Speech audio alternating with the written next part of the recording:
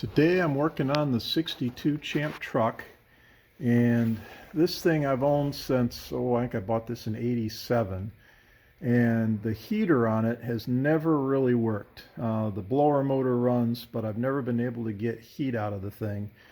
I've never really addressed it because how often do I drive the old cars in the winter time? Well, this truck, turns out I've been driving it in the winter time a lot. We pick up food for the food bank in it in cold weather. It's been in Christmas parades and things like that, and we're always driving it with no heat, and that gets kind of uncomfortable. The heater core in it does generate enough heat to kind of keep the windshield defrosted, but that's about it. So decided I was going to take care of that, so I pulled the heater core out and cleaned it out myself, just running water through it and some rust remover, and put it back in, fired it up, and promptly found a leak in it and made things worse. So I've now taken the heater core out. Well, actually I just unplugged it, the old trick, pull the hoses and just run them together. So this is where I'm at with it right now. So I've pulled the core, which is inside this box, and sent it out, and the cost to get that thing re-cored is about 300 bucks. Now obviously I'm not putting $300 in this truck just to make it warm in the winter time, but I needed to do something. So I wound up picking up another core, and I'll show you that here in a minute, and I'm going to try to get that fit in. It's a different application, but right now I'm going to finish taking this off, and we'll put it on the bench and we'll start working on things.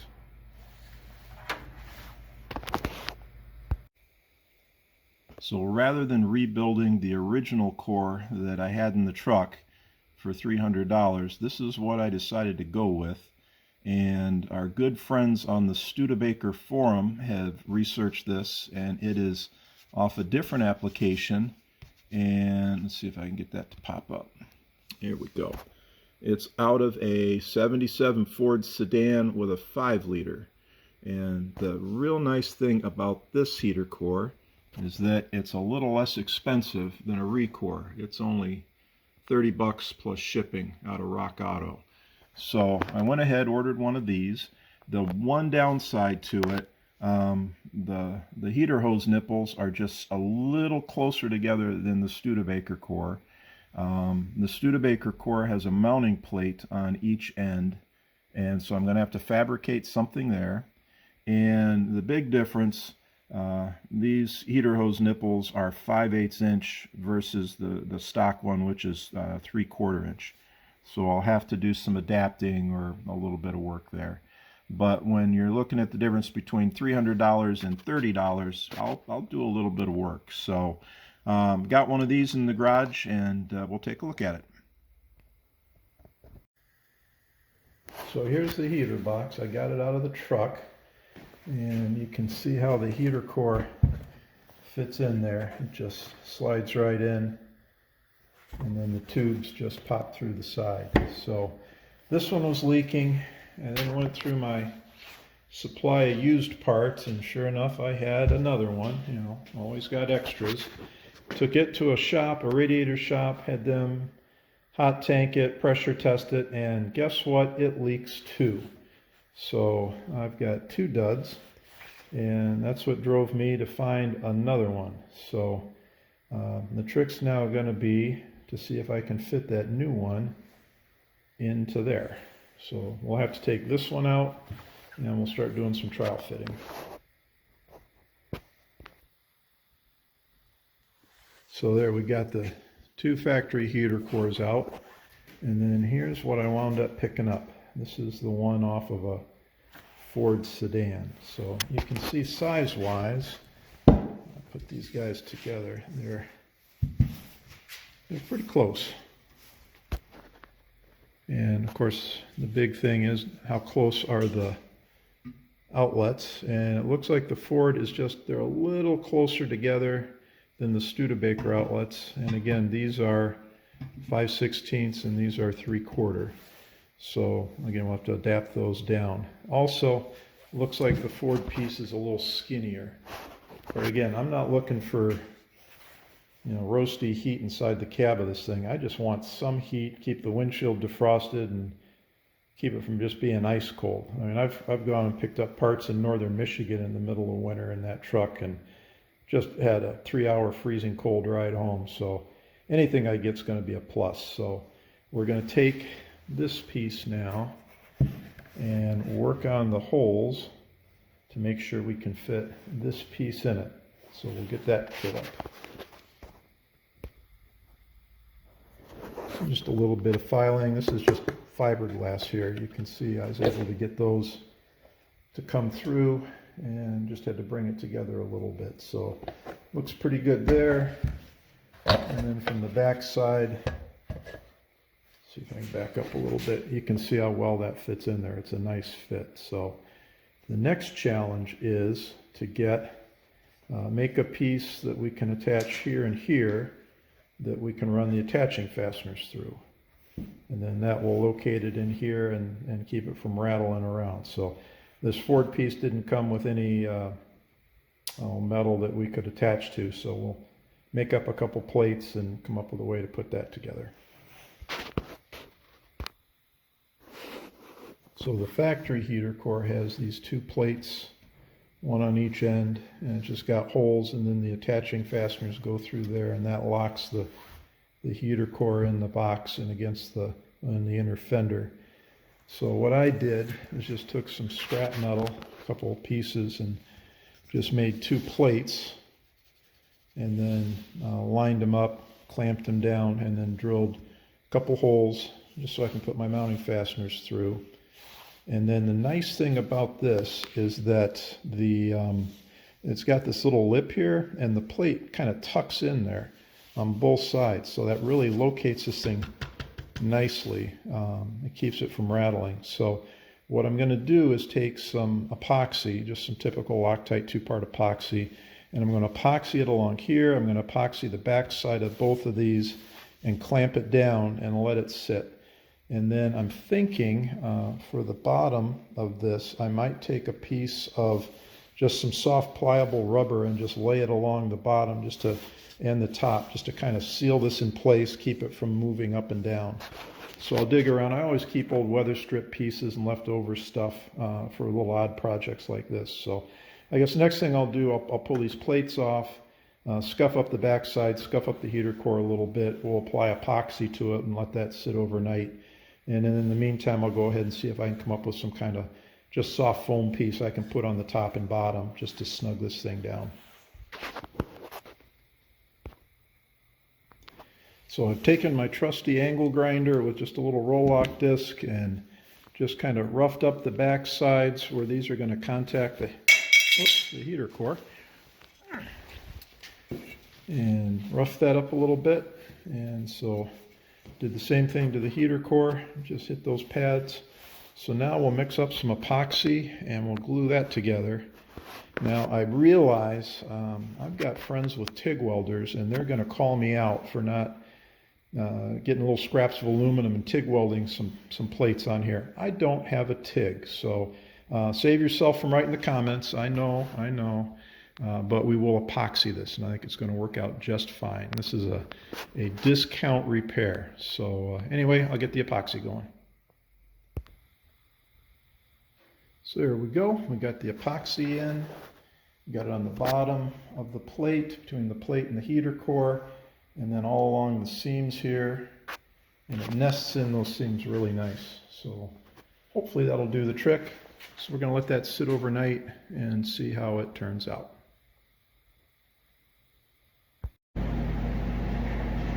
So we've let the epoxy sit for a while and it looks like it is nice and set up on both sides. So we'll take the clamps off and see how this looks.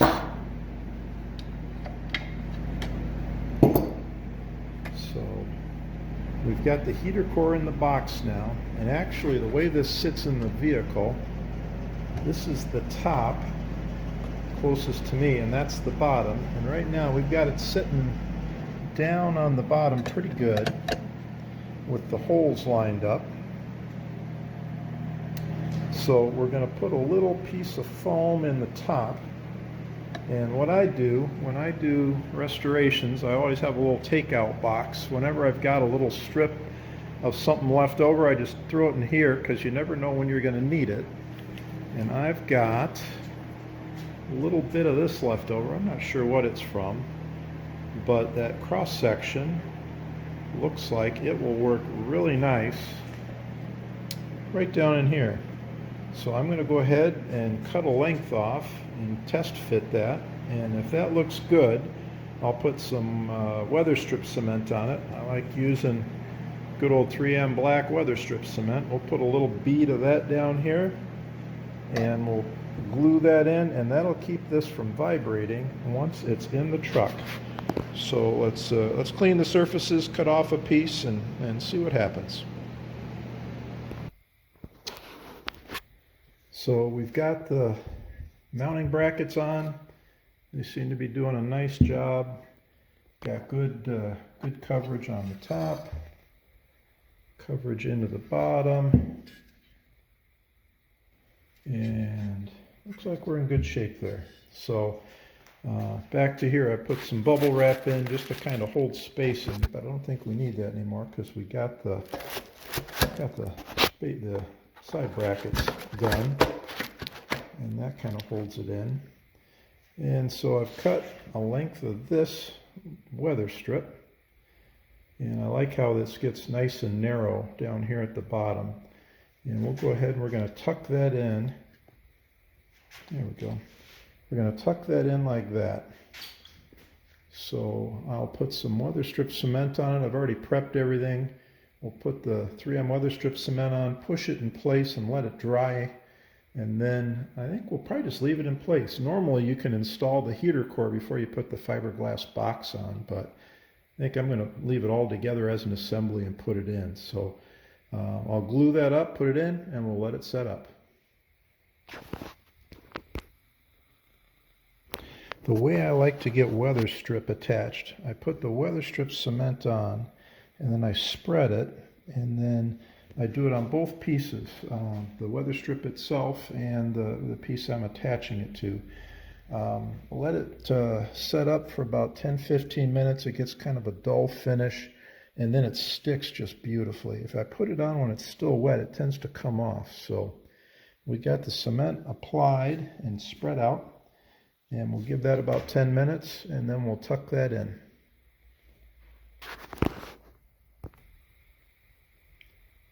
So I've let it set up and got kind of a dull finish to it.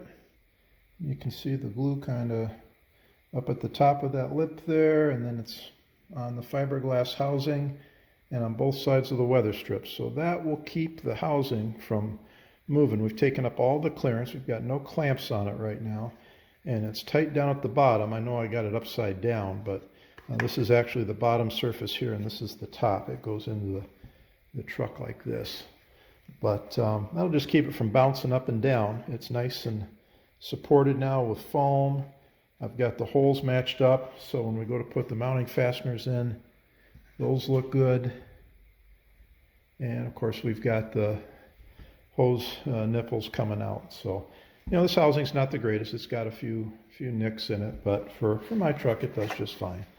So I think we're in good shape here. So I'm going to let that sit overnight, let everything, you know, make sure it's nice and dry. Then our next challenge is going to be the heater valve. So the heater valve mounts on the side of the box, and then this heater hose goes into the lower nipple. The problem is, as we said, these are 5/8, and this guy is 3/4. So we've got a little size problem there. What I'm going to do, and this might be a little hokey, I've got a molded heater tube, and this is a 3/4 ID, and it's kind of snug. If I put that over this, it just fits. So I know it's too big, just a touch too big, but what I'm going to do is put a little of this on. This is Indian head gasket shellac. I've been using this stuff for years and years and years. It works great. It's just a thin, sticky material, and I'll apply it around the nipple, I'll apply it up to the ID of the hose and then crank down with a clamp. This stuff works so well, I'm stunned that they still sell it. Usually this old school stuff is, outlawed by now. But I use this every time I put heater hoses together and they never leak. So we'll try that and see how far we go. The trick is, if you look at this, there's not a lot of distance to put an adapter in to get to that 3/4 ID. So I'm gonna just try to do that with the hose, and then what I'll wind up doing is put an adapter on this one to run to the other line. So we'll try it, we'll run it, and hopefully we won't get a drip, but that's what we're gonna go after. So I've cleaned up the water valve, just kind of wire wheeled it and got all the crud off of that. So now we're just gonna, got this kind of mocked up, we'll just put a mark on here so we know where to cut it. And so we'll trim that hose off and then we'll try to fit it up, see how it looks. Yeah, we trimmed it a couple times, got it looking like it's going to fit nice. So I'll take it apart, we'll put the shellac on it, put it all back together again, tighten down the clamps, and hopefully we'll have that done. So there's the shellac on, got it in the tube, got it on the nipples, and we'll pop that together. So there we go, we've got everything put together, we've got the clamps on, and we've got the valve attached to the box. So I think we're in good shape here. I gave this one a little extra crank. I put the band right over the bead. You've got this raised bead on here, so I'm putting that load right on the bead here. Hopefully that's enough, because it was dragging pretty good, even though this hose is one size bigger. So hopefully I have no leaks there. And then where I had the little opening up here where the fiberglass was cracked, I just put some tape in there. That just keeps the air out, nothing structural. So again, it's a budget repair, that should be good enough. So I think I've got the box ready to go back in the truck. So, but we'll let that sit a little bit, let everything set up before we go ahead and put that in. So I'm ready to put the heater box back in, and I want to seal the heater box to this surface. So they make a foam kit that goes there, and I don't have one, and again, we're just trying to do this thing kind of quick. So I'm going to use strip caulk, and this is what I use. It's just lines of black asphalt material that you can mold, and I'm just going to lay a bead of that around the perimeter, and then when we snug it down, that'll fill in any gaps. And if I've got anything that's a little bit bigger, I'll just put a little extra of that in there. So we'll take and lay a bead of that around here, and then we'll fit up the box. So there we've got a nice bead around the outside. So with that, we will set the housing on there, and we'll start running some screws down. So I've got the fasteners in and plenty of sealer, so I think we've got the box in. That's looking good.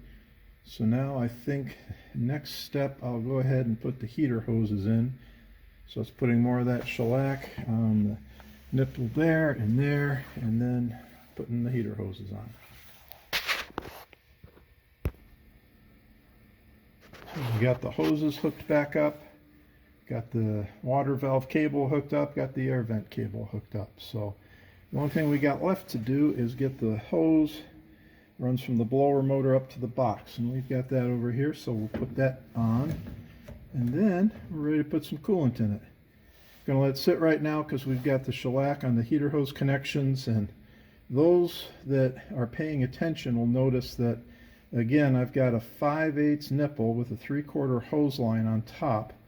I could put an adapter on that. I got plenty of length to do it, but it's cinched down nice. I've got the shellac. I'm going to just try it. I'm going to roll the dice. If that works, I'm done. If not, we'll go ahead and put an adapter on it. But other than that, we've got all the fasteners on.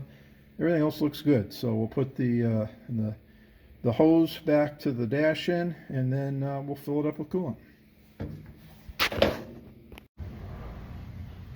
So we got the air hose on connecting the heater box to the cowl, so essentially we're done. I've topped off the coolant, so I'm going to start it up and let it warm up, and we'll take it for a little ride and see if we get warm air inside. Alright, we haven't fired this up in a while. Let's see if we can get her to go. Come on, baby. There we go. So we'll let her warm up just a bit. We'll go out for a little ride. Alright, temps coming up, looking good. Let's take a look under the hood.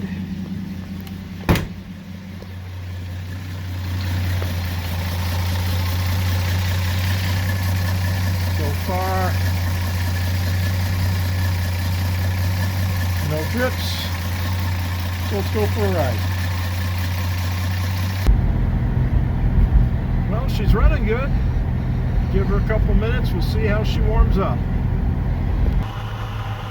Alright, we're parked, and I got the blower on, and it's a little noisy, but how about that? I got warm air coming out. Never felt this before. What a home run. So, she's looking good. We'll keep driving it. We'll head home, make sure we don't have any leaks. Oh my goodness, it is warm in here. If I keep this up, I'm going to have to take my jacket off. This, I should have done this years ago.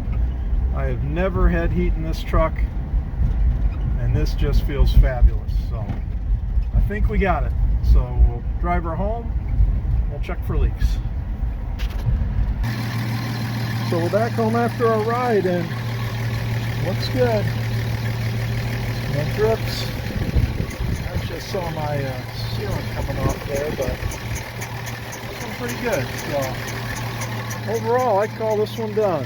So, and if you want to know how warm it is in the cab, I have to use the word toasty. I don't think I could want it much warmer. I probably would be ready to turn the heat down right now. So I think we got this finished. I wouldn't hesitate to do this swap again. So on to the next project.